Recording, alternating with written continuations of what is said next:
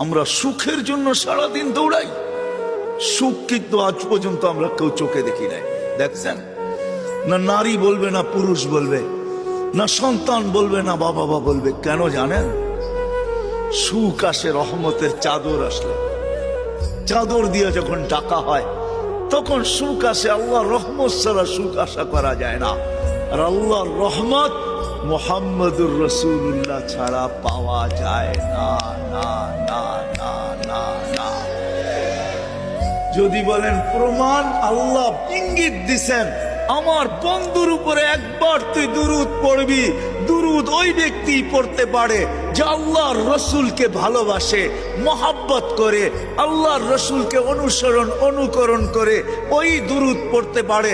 আল্লাহ বলে একবার পড়বি, 10টা রহমতের চাদর দিয়ে তোকে আমি ডাকবো।